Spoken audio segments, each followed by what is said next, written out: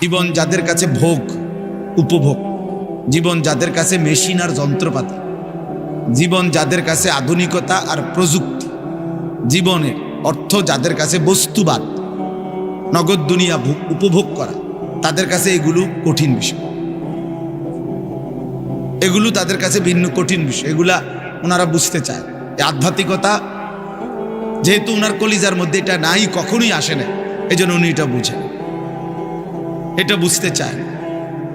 এটা বড় কঠিন বিষয়, কিন্তু এটা বাস্তবতা যে আখেরাতের ফায়দা হয়। এই জন্য দোস্ত সব সময় এটা চেষ্টা করা উচিত। এমনিতেই বসা। হাদিসের মধ্যে আছে রাসূলুল্লাহ সাল্লাল্লাহু আলাইহি ওয়াসাল্লামের বহু সাহাবী নবী সাল্লাল্লাহু আলাইহি ওয়াসাল্লামের কাছে এমনিতেই বসতেন, এই চেহারার দিকে তাকায় থাকতেন। নবীজির সাথে কথা শেষ, মেহমানদারি করাইছেন।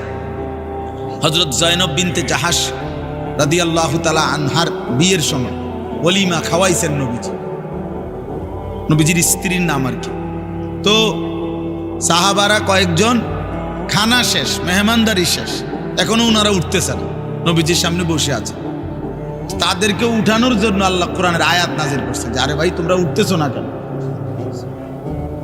ওনারা রাসূলুল্লাহ সাল্লাল্লাহু আলাইহি সাল্লামের সান্নিধ্য, সাহচর্য এত বেশি গ্রহণ করছে, এত বেশি গ্রহণ করছে। এটা বহুত জরুরি বিষয় ভাই।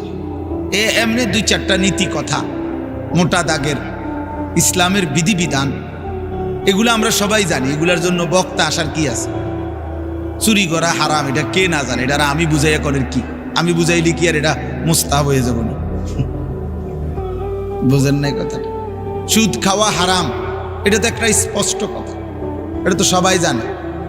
30 বছর ধরে যে সুদ খায়, এই হারাম খোরকে জিজ্ঞেস করলেও তো সে বলবে সুদ খাওয়া হারাম। বুঝেন না? 10 বছর ধরে যে কোনোদিন 5 ওয়াক্ত নামাজ পড়ে নাই, এমন নাফরমানকে জিজ্ঞেস করলেও মুসলিম পরিচয়ধারী, সে বলবে নামাজ 5 ওয়াক্ত। সে কি 2 ওয়াক্ত বলবে মনে হয়? তো এইটুকু মোটা দাগের জানা, এইটা তো সবাই কম বেশি জানে। আপনারা অনেক মানুষ আছে না বলে আও রাখেন হুজুর 2-4 কলম, আমরাও জানি। তো আমি কি আপনি 2-4 কলম কা আপনি 8-10 কলম জানেন, অসুবিধা কি আমার? আপনি মনে করেন না আমার তো বেশি জানেন, তো কিসে? আপনারা আমি অস্বীকার করছি না আপনি কিছু জানেন। আমরা জীবনে বলছি নি যে জনসাধারণ আপনারা কিছুই জানেন না, তাইলে 2-4 কলম তো আপনারাও জানেন। এটা আমিই তো বলি, সবাই তো জানে, সবাই তো জানে, সবাই তো জানে। অনেক আপনার ইসলাম বিরোধী ব্যক্তি, ইহুদি, খ্রিস্টান, এমন অনেক পণ্ডিত আছে যারা কোরআন সুন্নাহর জ্ঞান অনেক জানে, অনেক গবেষণা করে, কিন্তু জীবনে আমলে পরিণত হওয়া, গ্রহণ করা, এটাকে নিজের জীবনে আনয়ন করা, এটা হলো মূল সার্থকতা, এটা হলো মূল লক্ষণীয় বিষয়। আমাদের পাকিস্তানের বিশ্ববিখ্যাত বুজুর্গ, সারা পৃথিবী বিখ্যাত আলেমে দ্বীন আল্লামা তাকি উসমানী দামাত বারাকাতুহুমুল আলিয়া। ওই ভাই এই আলো এটা বন্ধ করো ভাই, মোবাইলগুলোই বন্ধ করেন, হাতের মোবাইলগুলো নামাও ভাই, নামাও, নামাও বেটা, ফালতু কোথাকার বেটা।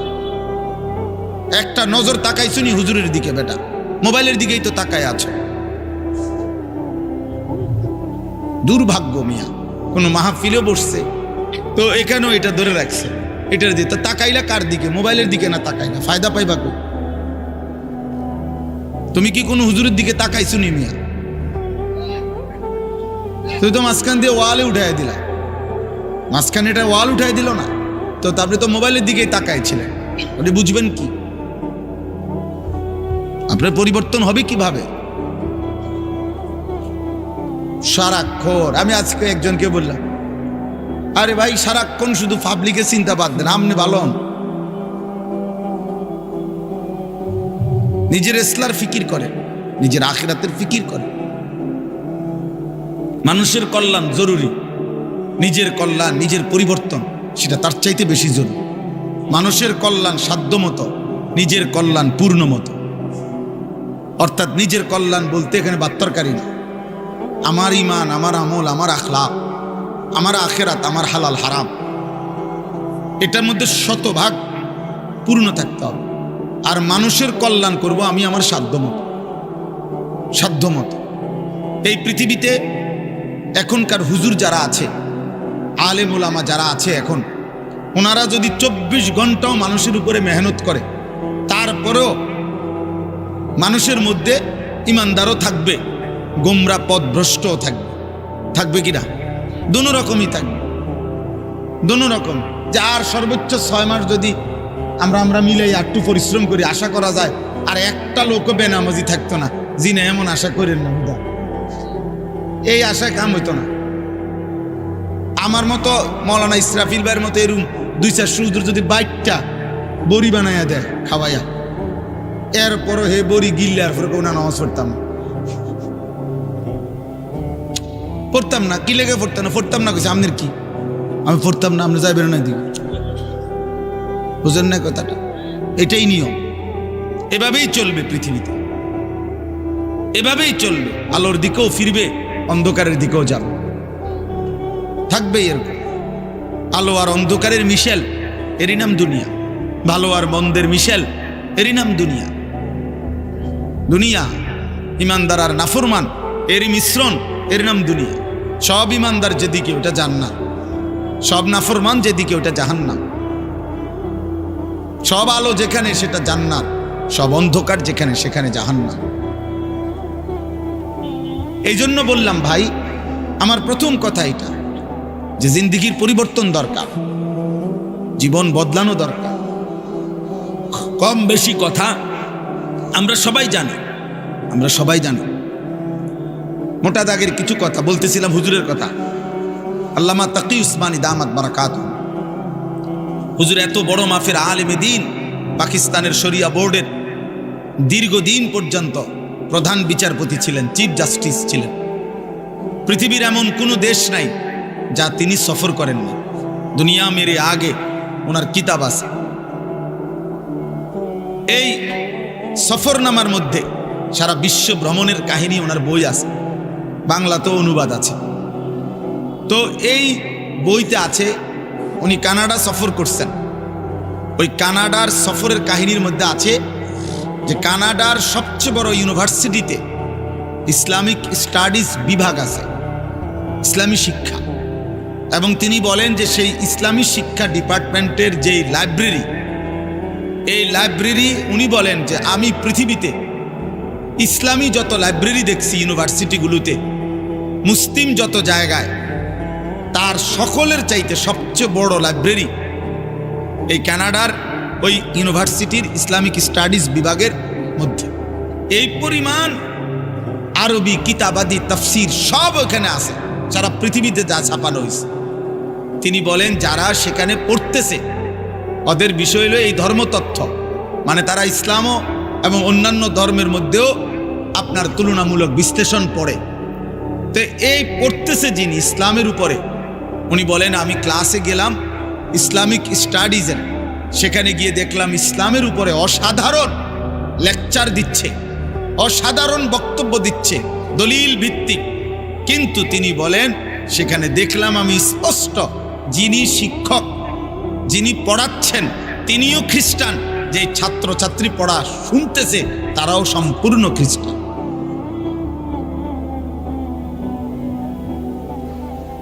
তো কি বুঝলি দোস্ত? এটুকু ভালো কথা বলা, কিছু বক্তৃতা মারা, লেকচার দেওয়া, 4টা পয়েন্ট 5টা দলিল, কিছু দলিল ভিত্তিক তাত্ত্বিক কিছু কথা বলা, এটা তো একটা চ্যাপ্টার লিখে নিলেই হল, এটা মুখস্থ করে নিলেই হল। কিন্তু নিজের জীবনে বাস্তবায়ন করা এটা ভিন্ন কিছু, এটা ভিন্ন কিছু। ওইটা AI শরীফরে কইলেও আপনারা ঠিক করে দিব। অনলাইনের আপনি যেই AI, আপনি ওরেও যদি বলেন যে আমি একটা লেকচার দেবো আগামীকাল সকাল 10টায় একটা প্রোগ্রামে, আমার জন্য তুমি এটা রেডি করে দাও এই বিষয়ের উপরে, সে দেখবেন মহাজ্ঞানী, এটার উপরে সে যতক্ষণ আপনারে তথ্য দিতেই থাকবে, দিয়ে আবার লাস্টে আবার বলবো মানে আমি এটা দেবো কি আপনাকে, ওইটা দেবো কি। তাইলে এতটুকু রেফারেন্স, উদ্ধৃতি, বক্তৃতা, লেকচার, চমৎকার উপস্থাপনা, দলিল ভিত্তিক কথা, এই সব কিছু এক বিষয়, আর জীবনে ঈমান আমল তৈরি করা, জিন্দেগিটা বদলানো বা এটা ভিন্ন বিষয়। আমাদের মিশরের একজন বিশ্ববিখ্যাত ইসলামী স্কলার, চিন্তাবিদ, গবেষক এবং অনেক বড় বুজুর্গ একজন মানুষ আছেন, যিনি একাধারে ডাক্তার এবং একজন ইসলামী চিন্তাবিদ, ডক্টর রাগিব সারজানি। উনি বলছেন, ওনার একটা বই আছে, এই বইটার বাংলা অনুবাদ হয়েছে ফজর আর করব না কাজা, বইটার নাম। এই বইতে আছে, উনি বলেন, আমি ওনার অঞ্চলে এক জায়গায়, যে আমি একজন লেকচারারের ইসলামের উপরে এবং চমৎকার লেকচার শুনছি একটা সেমিনারে গিয়ে, যে আমরা অতিথি ছিলাম, উনিও আমরাও। তো ওই অতিথি হিসাবে 3 দিন পর্যন্ত আমরা ওইখানে ছিলাম। ওনার লেকচারে আমি মুগ্ধ হয়েছি, কিন্তু 3 দিন পর পর ফজরের নামাজ তিনি বলেন আমি মসজিদের জামাতে পড়ছি, কিন্তু ওই ভদ্রলোককে, যিনি চমৎকার ইসলামের উপরে তাত্ত্বিক দলিল ভিত্তিক এমন হৃদয়গ্রাহী বক্তব্য দিছেন, কিন্তু আমি 3 দিনের একদিনও ফজরের নামাজের জামাতে ওনাকে দেখি নাই। 3য় দিন পরে 4র্থ দিন আমি ওনার কাছে গিয়ে ভাবছি উনি কোনো অসুস্থ কিনা, শারীরিকভাবে কোনো পেরেশানি আছে কিনা। এজন্য বলছি যে দেখা করতে গেছি।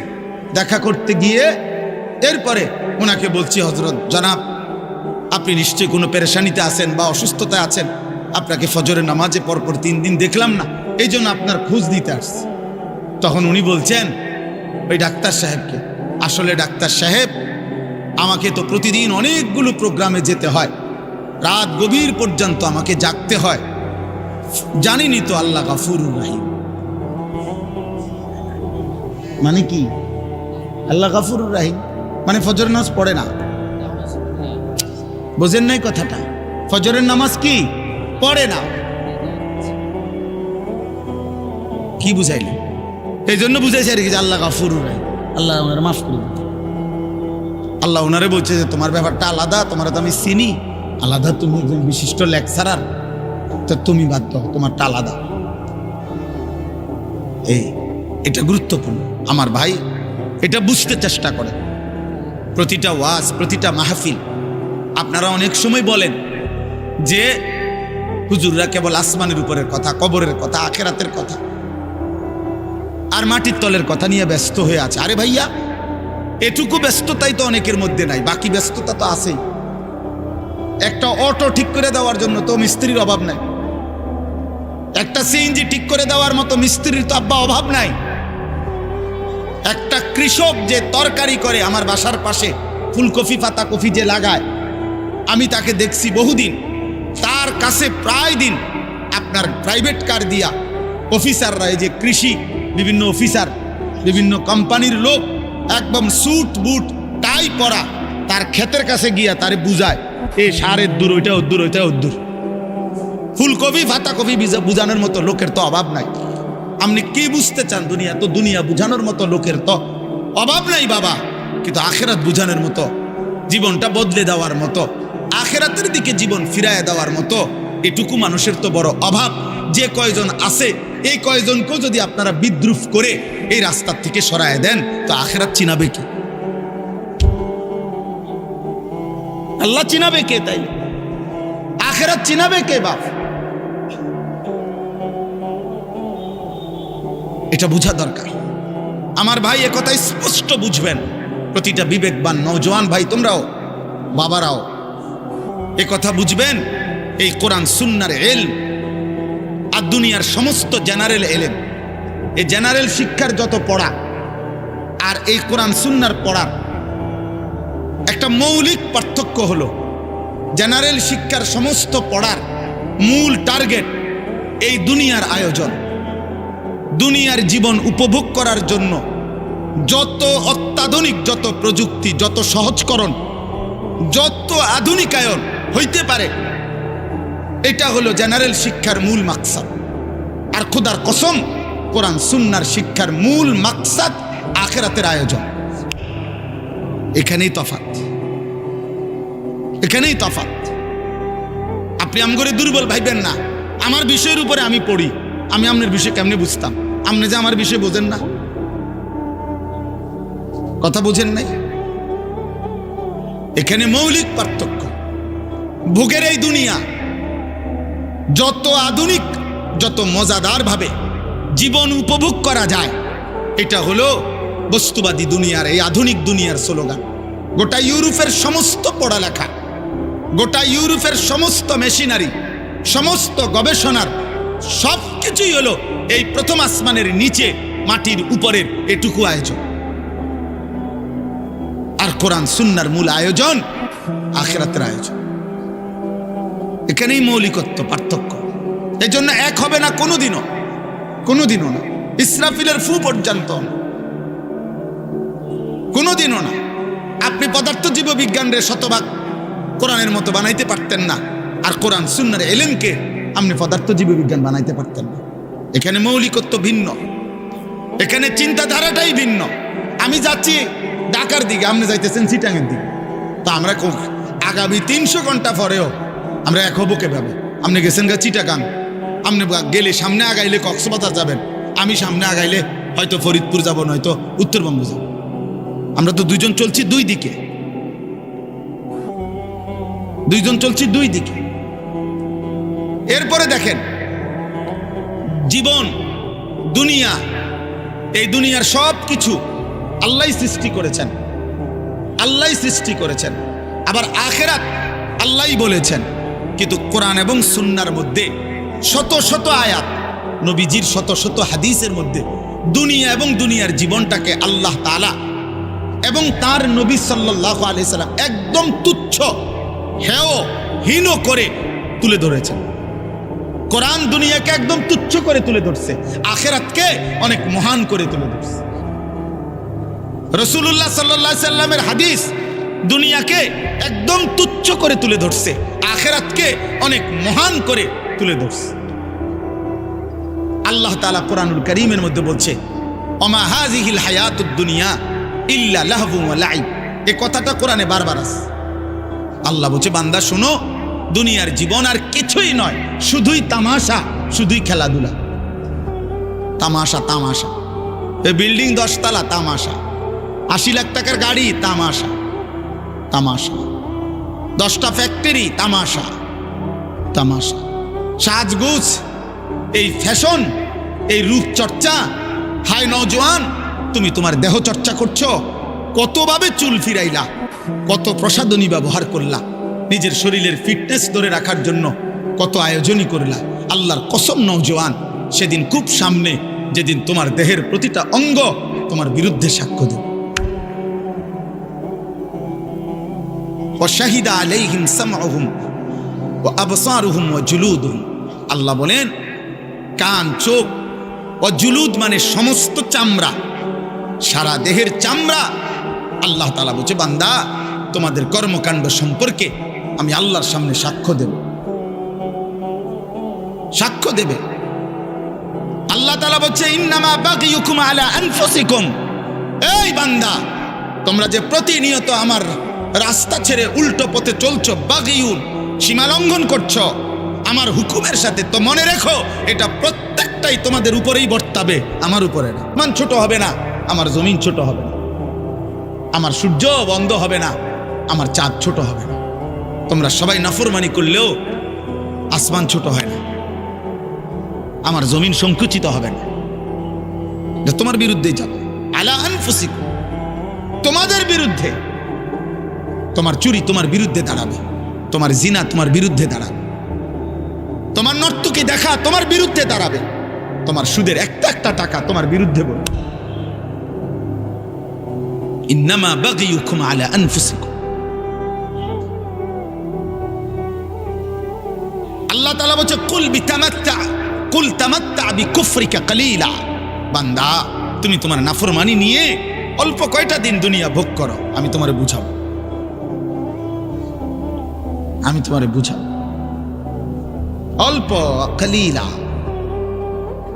দুনিয়াকে আল্লাহ তুচ্ছ করে দিছে। কুল মা ইনদাল্লাহি খায়রুম মিনাল লাহবি ওয়া মিনাত তিজারা। একটা উদাহরণ শুধু শুনেন। সাহাবায়ে কেরাম জুমার নামাজের দিন রাসূলুল্লাহ সাল্লাল্লাহু আলাইহি সাল্লামের প্রথম জামানায় জুমার নামাজের পরে খুতবা হইতো। এখন জুমার খুতবা হয় কখন? কথা বলেন না।